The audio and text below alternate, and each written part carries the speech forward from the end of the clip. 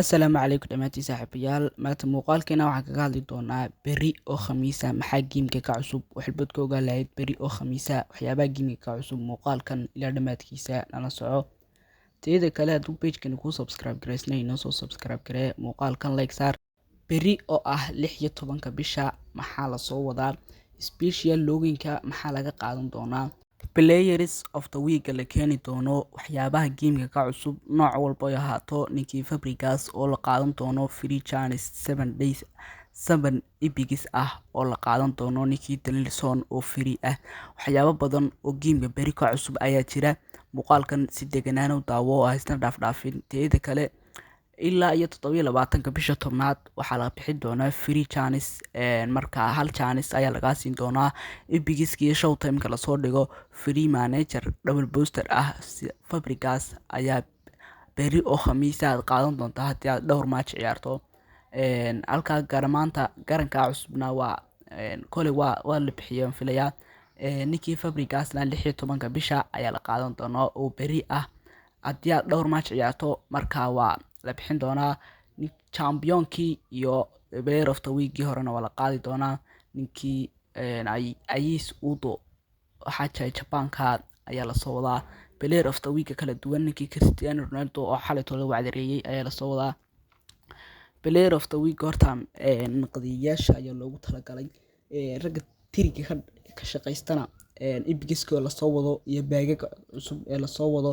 ayaan u sii sheegi doonaa muuqaalkan si deganaan u daawo ninkii Kimmich player of the week-gan waa kuwii isreebreebka koobka adduunka wacdareeyay ayaa la soo dhigi doonaa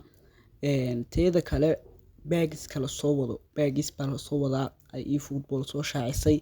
oo tiri intaas ayaan soo dhigayaa baagaga Arsenal managers cusub oo linka Abelay wata ayaa la soo wadaa ninkii Luis Diaz Kimmich waxaas waa player of the week oo dhan teeda kale waxaan idin sheegay kaab aan idin qabanayo kaabkii waxyaabo badan oo aydan fahansaneyn baa jira waxyaabaha badan ee aydan fahansaneyn waxaa ka mid ah in aydan garanayn halka la imanayo groupka maalin kasta waan kasoo sheegaa groupka eFootball groupkayga waan kasoo sheegaa groupka maalin kasta waxaan yiraahdaa halka kigta hala imaado magacaaga kaliya ka soo qor magacaaga kaliya marka ka soo qortid waxa sameynaysaa in aad lagu diiwaan geliyo live-ka marka laga yar baahdaba waa inaad magacaaga soo qori kartid waa inta shuruuda ugu muhiimsan waa inta waxyaabo badan oo lagu guuleysanayo ayaan horey idinku sheegay waxa lagu guuleysanayaa waa saddexda kaalmood ee ugu horeeya kaalinta koobaad iyo kaalinta labaad iyo kaalinta saddexaad waa haddii aad ku guuleysan karto weeye saaxib teeda kale shuruudaha kaabka ku xidhan markaad gasho waa in aad xilli walba lagu baahdo waqti man soo dhigaya qof kasta xilli kasta online ma ahaan karayo oo qofka shaqa ka dhimata hawl buu leeyahay marka qofkii xilliga loo baahdo waa inuu diyaar noqon karo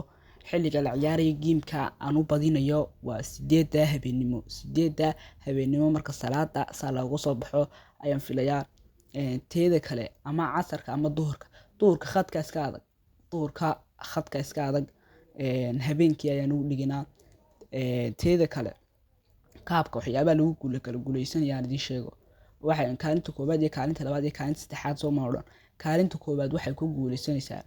kaalinta saddexaad ka soo bilaabo kaalinta saddexaad waxay ku guuleysanaysaa shaafto adigu ilaa $3 iyo wixii ka hooseeya kaalinta labaad coins imsa ilaa $5 ay ku guuleysanayaan kaalinta saddexaad waxaa loo soo kala dhigayaa inuu shax qaato inuu coins qaato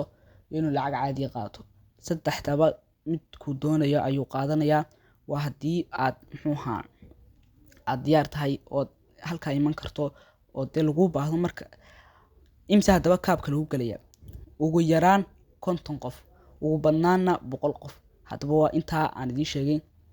verification ka rabaa inaad kick soo qaato aniguna haddii aan intaa gaadho laakiin kaabka sidee buu u qayb noqonayaa ma league ban ka dhigaa halkan commentiga soo qor ma league ban ka dhigaa ma sida championka kale ka dhigaa mise isreebreebo markii may naga dhamaada saddexda ku soo qora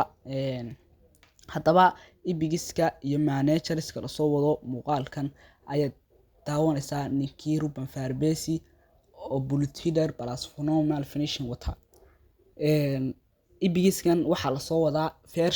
versionkan gudihiisa ayaa lagu soo dhigayaa versionkan ninkii Neymar, Suarez, Gareth Bale, Baggio, Frankish Totti, Masco, Rosiski, ka Chinese-ka iyo ka goolwadaha siminanta ah. haddaba sidii caadiga ahayd waxaa la qaadi doonaa teeda kale groupka waxay nagula jira in la yiraahdo Charle. haddaba maxaad ka faa'iideysaa Charle? ninka waxaad ka faa'iideysaa shafto weekend buu rabaa horta inuu soo qaato. anigu waxaan isleeyahay weekend skeri George Kigta wuxuu rabaa inuu verification ka soo qaato calaamadda yar ee saxda inuu soo qaato rabaa, iyo bartinarka uu dub u yar dhiganaya verification ku rabaa inuu hore u soo qaato. teeda kale ninka haddaba maxaad ka faa'iideysaa koobaad 5 marir ee la joogtaba wuxuu ku siinayaa shafto. aduu ninkaas kala shaqeeya ibigiskii show time-ka la isla soo barbar dhigi karo waa ragga aan idin sheegay. show timeska la soo wadana waa kuwan England hadii la sheego Mo Salah iyo Arnold oo ibiga show time-ka faa'iido ma leh. show time-ka la sheegayaaba faa'iido ma laha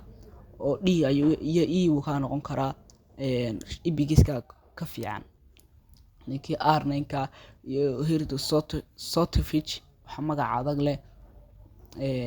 ninkii Hugo Ekitike, ka Elliot iyo ragga Barcelona oo laga yaabo iyagoo show time ah in la soo dhigo. Mbappe, Yamal iyo Forlan Wirtz oo laga yaabo iyagana in show time laga soo dhigo. baagiska la soo dhigi doono baagiska laga yaabaa in Brazil laga soo dhigo baagan welibana ibigiska lagu soo dhex qarin doono ragga Inter Milan oo laga yaabo iyagana in sida PSG maalintii dhaweyd loo soo dhigay iyagana in loo soo dhigo. Manchester United oo shirkadda kula jirta heshiis laga yaabo in la soo dhigo. Spanish Liga laga yaabo iyadana in la soo dhigo. Marcus Rashford ugu horeeyo. Rising Stars ciyaartoyda cusub balooniga ifaya leh ayaa laga yaabaa in la soo dhigo. ninkii raggii Daesh Atletico Madrid iyagana in la soo dhigo ayaa laga yaabaa. Tottenham ninka Son Heung-min oo aan ku jirin Son Heung-min beriga hore u ciyaari jiray Italian Liga oo ninkii Kenan Yildiz ugu horeeyo. iyagana Juventus-ta Kenan Yildiz oo booskii hal kiisa ku jira. raggaas oo dhan laga yaabaa in la soo dhigo.